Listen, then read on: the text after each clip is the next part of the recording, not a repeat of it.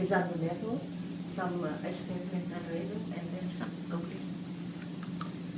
So first, what is the recovery science? Here we have observation science with lots of information. The problem is that how to recover the real science. So this very hot topic, very important in complex sensing and machine learning. Here we have, I see some application, for example, for medical imaging, Sparse-based imaging, radar imaging, etc. This is a very difficult problem because we have mathematically we have several solutions, and then what is the correct solution is very difficult to find. And for solving the problem, we need the algorithm that can solve the problem with acceptable time. So, complex sensing is a topic in signal processing, and we can say that there are two major areas: signaling signal and recovery signal. Signaling signal means that we have to find some semantics to present a signal, a signal as a sparse form. Because we have to present a signal, maybe the dimension is very, very large. Now, but in this vector, there are several element that is zero. So how to stop with present this vector by a sparse vector? It is signaling signal. The second measure is the recovery signal. In that, here we have observation, and we have a reconstructed the real signal. In this talk, we are interested to the second area here, recovery signal. Now, mathematically, how to formulate the problem? We have a case sparse signal. It means that we have a vector S in Rn. But we have just M observation. It means that we have a vector B in Rm space. And M is much lesser than M.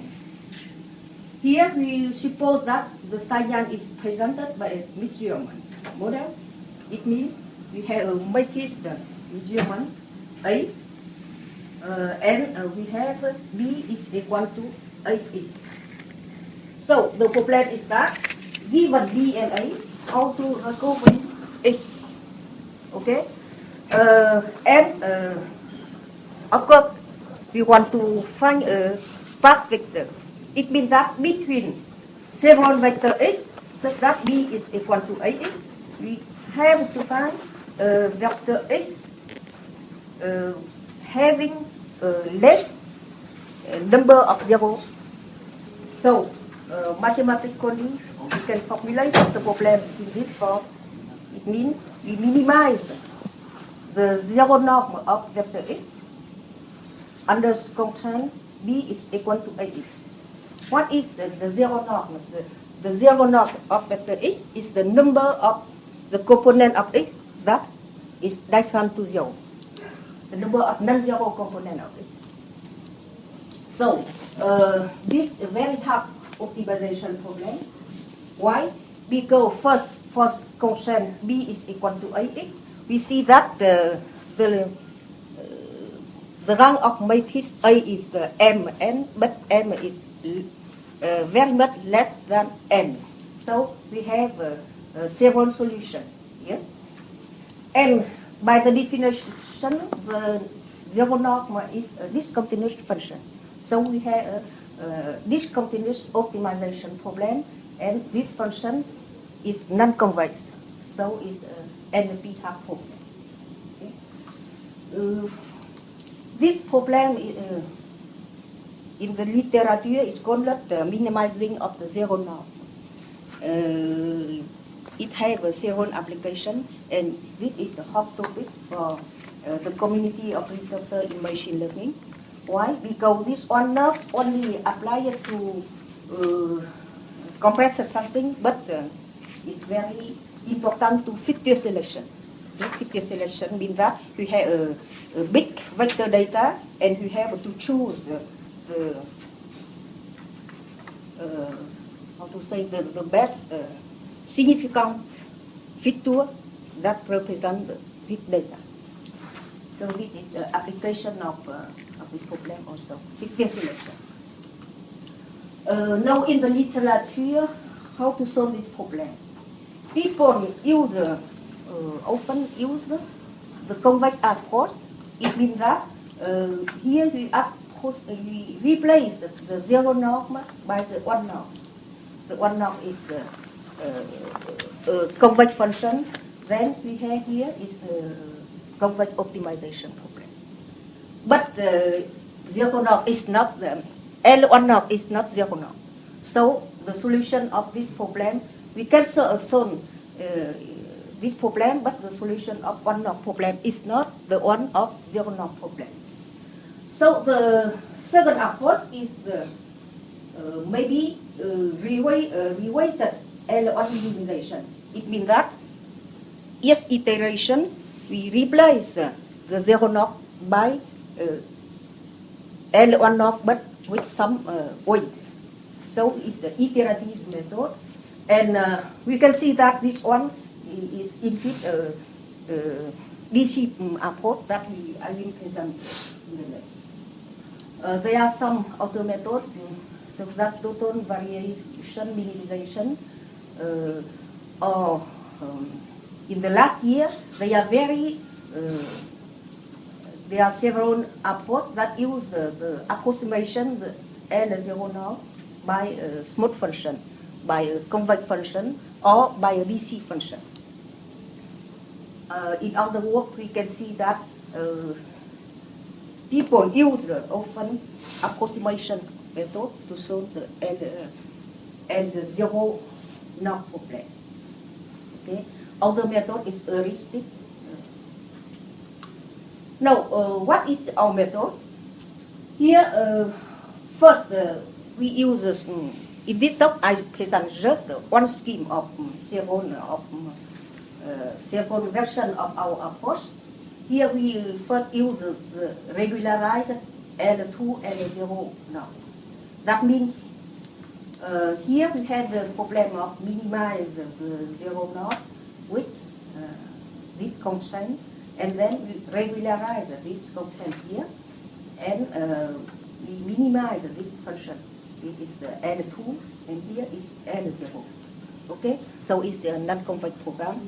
For solving this problem, we will approximate this term by a DC function, and then we use a diagram of convex optimization algorithm for solving this problem.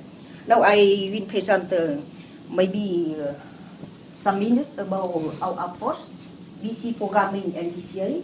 DC means that diagram of convex function. DCA means that DC algorithm.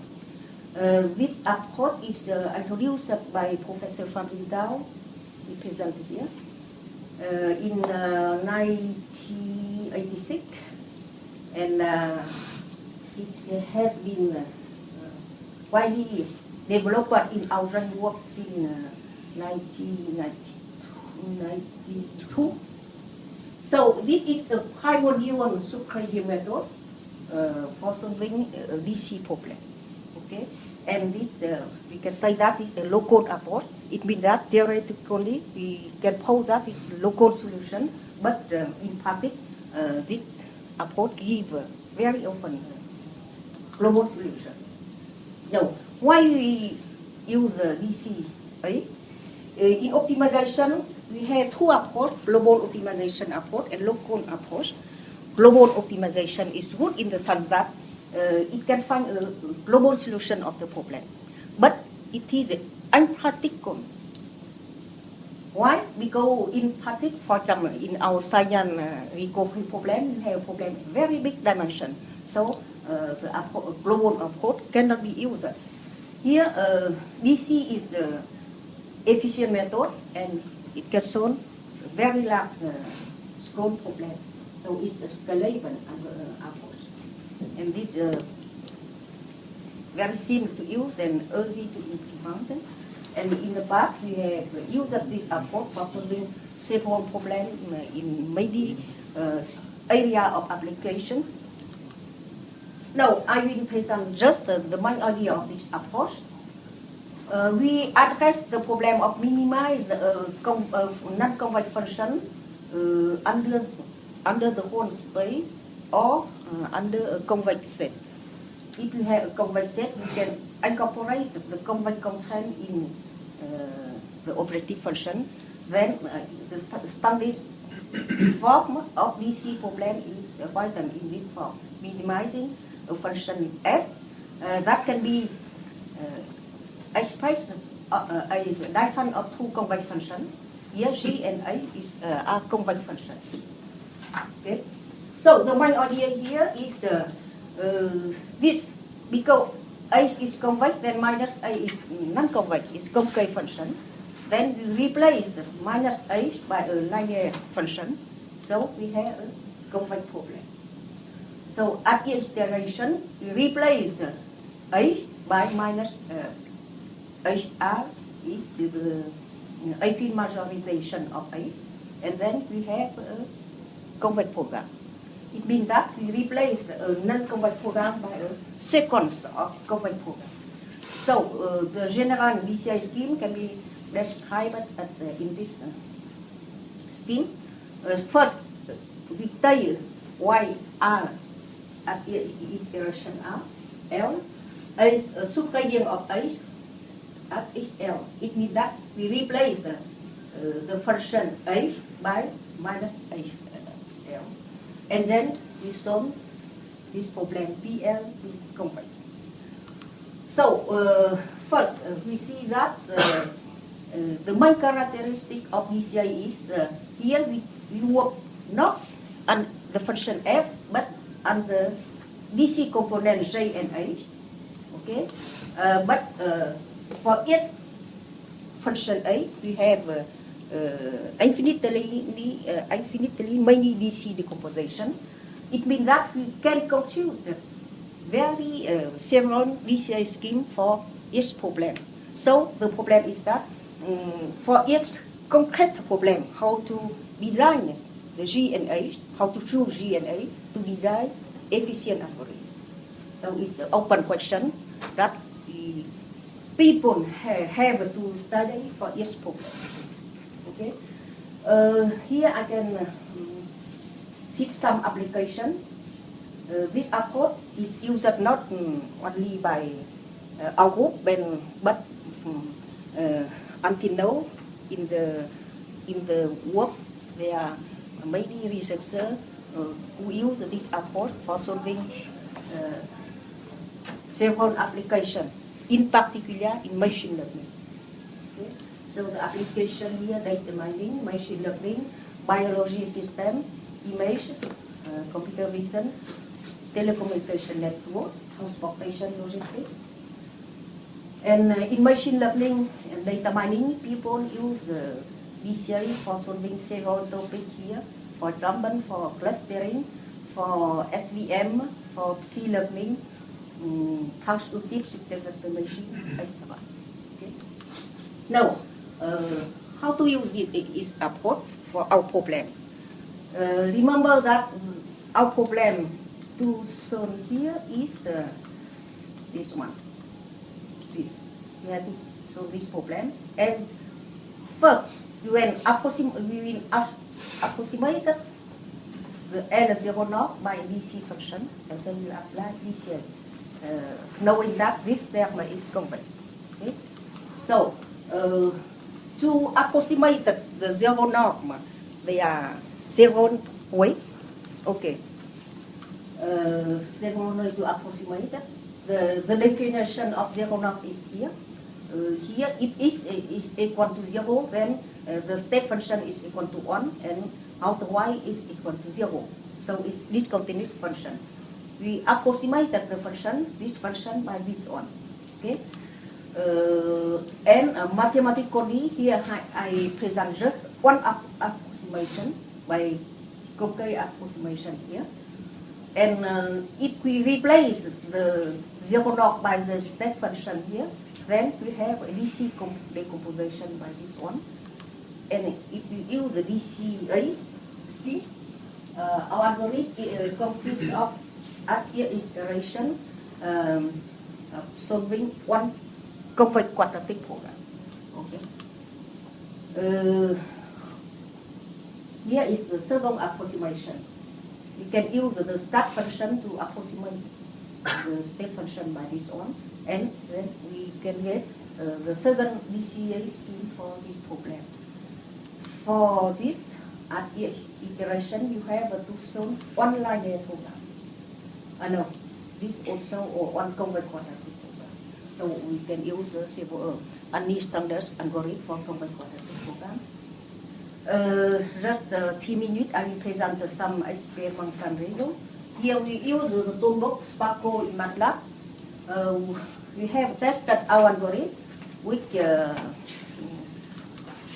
how many? 1, 2, 3, 4, 5. 5 standard approach for this problem. And for test processing, we first compute that Sparse cyan is 0 and measure matrix A, and then we can get the measurement, the observation B. The problem is that how to recompute the X0. Okay, then we will solve the problem and then compare with X0 is the original cyan. For example, here we are in cyan with this top. By sparsity, if in that we consider only a non-zero component of X, then we get this one, X0. Okay. Here is the observation B. So for the data we have B, and how to recompute this one and this one. Okay. By solving our problem, we get some result that I present here. For example, here we compare with this is the original signal. Here is the signal given by heuristic algorithm. Here by Danzig algorithm, if we use a weighted L1, yeah. And here is L1 algorithm, and here is a 2-hour method. And here we can see that DC1 and DC2 is the best among this. For example, here is the in cyan, and then this computed by our algorithm. Okay. I had no more time. Just for some conclusion. Here we propose the DC programming approach for solving the problem. We use the two approximation to approximate the zero knot, and then compare our algorithm with the toolbox Sparse. Okay. Thank you. Questions?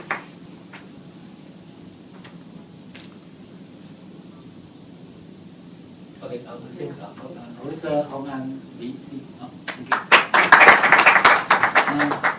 Now we come to the second paper of this section. The title of the second paper is DC